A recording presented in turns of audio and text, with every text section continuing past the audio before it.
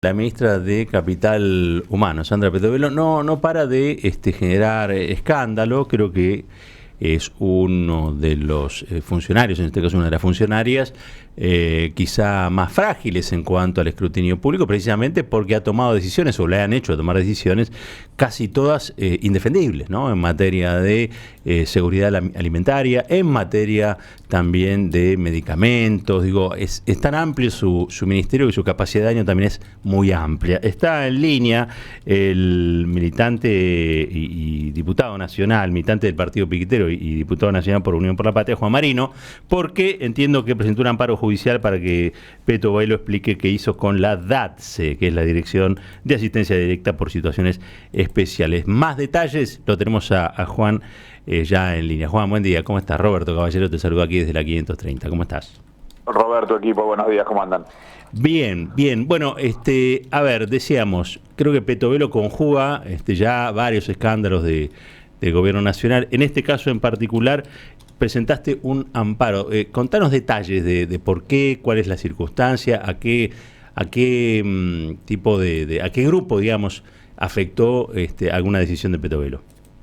El martes presenté un amparo judicial para que Petovelo explique qué hizo con la DATSE.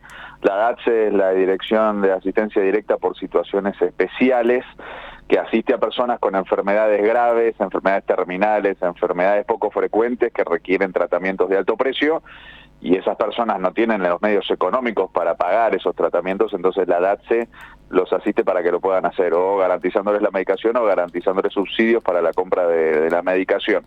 La DATSE estuvo desde el 10 de diciembre del 2023 hasta el 19 de febrero del 2024 bajo la órbita del Ministerio de Capital Humano de Petovelo. Después la transfirieron al Ministerio de Salud.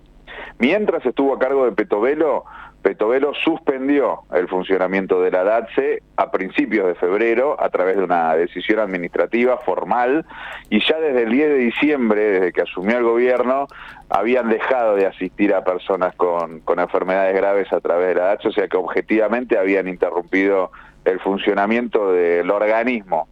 Nosotros en la Cámara de Diputados, en el Bloque Unión por la Patria, recibimos a asociaciones de pacientes y a familiares de personas que estaban esperando su medicación allá por mediados de febrero, que nos comentaban efectivamente una gran cantidad de casos que habían pedido la medicación y que no la recibían. Uno de esos casos fue el de Eduardo Castaño, que vino a la reunión, esposo de María Teresa Troiano, que ya en ese momento estaba muy delicada de salud, tenía melanoma grado 4, nos comentó en detalle todos los pedidos que hizo para que le dieran la medicación, no se la dieron y María Teresa falleció. Por lo cual la situación es muy grave, son decisiones administrativas de este desgobierno que han derivado en la muerte de personas. El 16 de abril yo le hice un pedido de acceso a información pública a Petovelo para que explicara en detalle todo lo que hizo cuando la DATSE estuvo bajo su cargo. La ley de acceso a la información pública obliga a los funcionarios a responder en un plazo máximo de 30 días hábiles ese tipo de pedidos de acceso a la información pública. Petovelo no me respondió, se cumplió el plazo y por lo tanto yo estoy habilitado a partir de la ley 27257 a recurrir a la justicia para que la justicia le ordene que responda. Es lo que hice el martes, y el amparo judicial recayó en el Juzgado Contencioso Administrativo número 2 a cargo del juez Furnari, por lo cual ahora tiene que proceder el Poder Judicial para que efectivamente Petovelo se haga cargo de sus responsabilidades y explique qué hizo con la DATSE cuando estuvo bajo su órbita.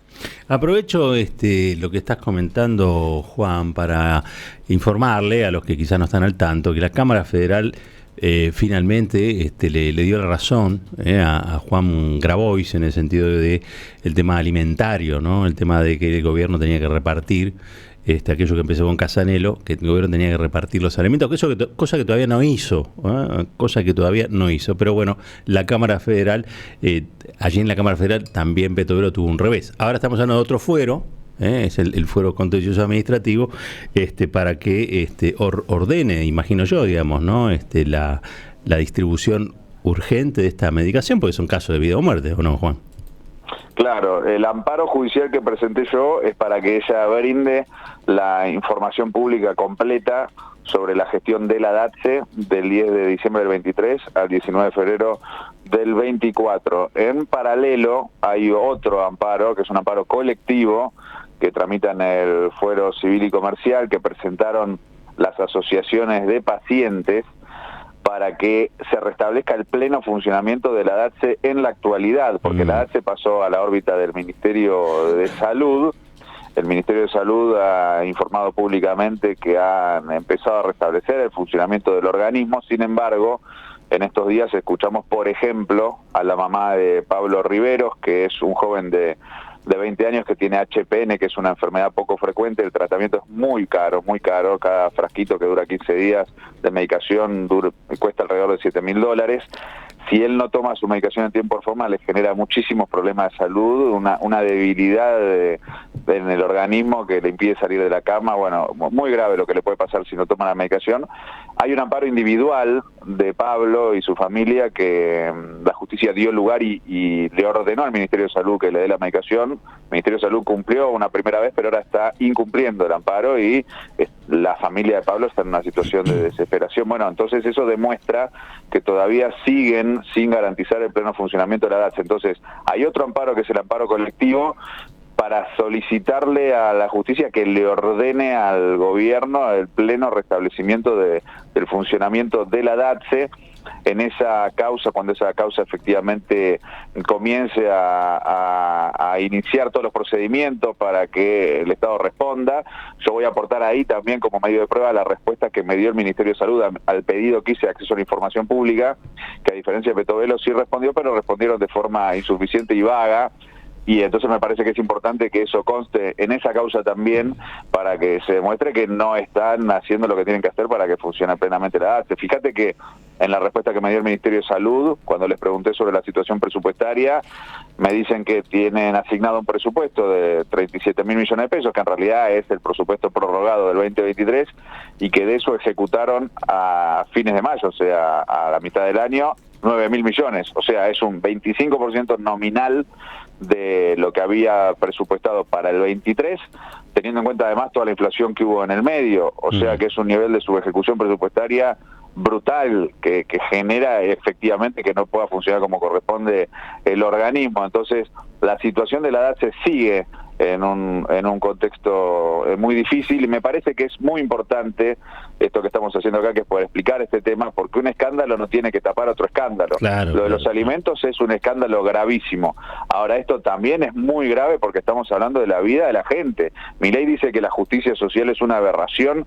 Aberrantes son las decisiones administrativas de los libertarios que llevan a la muerte de personas. Acá tuvimos personas que fallecieron esperando la medicación. Entonces, eso no puede pasar como si nada. Una sociedad que no asiste a las personas con enfermedades letales, con enfermedades terminales, con enfermedades graves, es una sociedad que tiene muchísimos problemas, y la solidaridad con esas personas es lo último que podemos perder. Entonces, tenemos que hacer estos amparos, hacer estos planteos, convocar a Petovelo a que dé explicaciones en la Cámara de Diputados, sobre todo como un llamado de atención a todos los partidos políticos, al Poder Judicial, al sistema democrático en general, a que veamos que esto es muy grave, que todos tenemos que tomar cartas en asuntos y ponerle límites al gobierno para que los funcionarios se hagan cargo de sus responsabilidades, resuelvan los problemas y que las personas con enfermedades graves reciban la medicación que necesitan. Juan, te pregunto ayer por la sesión para aumentar, para establecer una nueva movilidad jubilatoria, digo, para que los jubilados y las jubiladas no pierdan poder adquisitivo, que no siga cayendo el salario real de los pasivos, de los así llamados pasivos y pasivas en este caso, y se enojó bastante el presidente, ¿no? Le llamó degenerados fiscales a diputados, a diputadas. También habló de la trampa legislativa que le tendió Máximo Kirchner. ¿Qué pasó en la sesión? Contanos un poco. Bueno, primero rechazar el ataque al compañero Máximo Kirchner, que pertenece a nuestro bloque Unión por la Patria.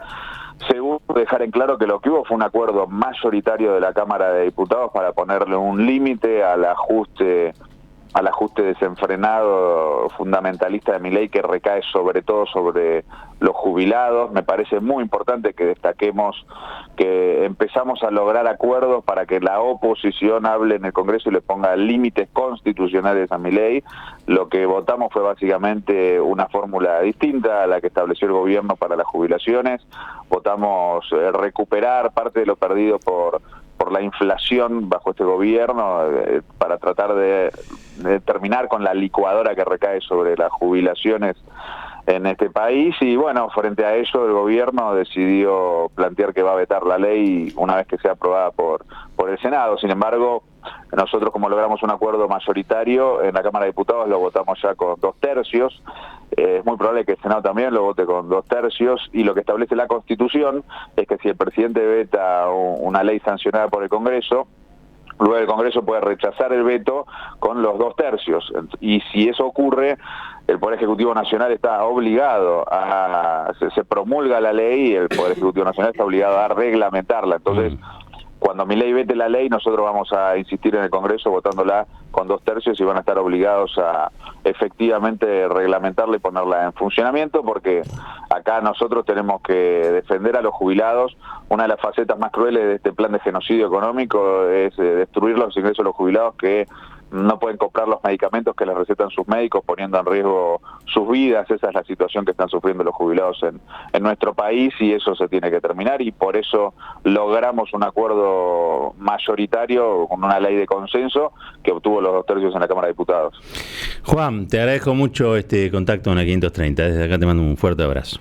Gracias a ustedes, un abrazo grande. Juan Marino, diputado de Unión por la Patria, dirigente del partido Piquetero. Tanda y el editorial.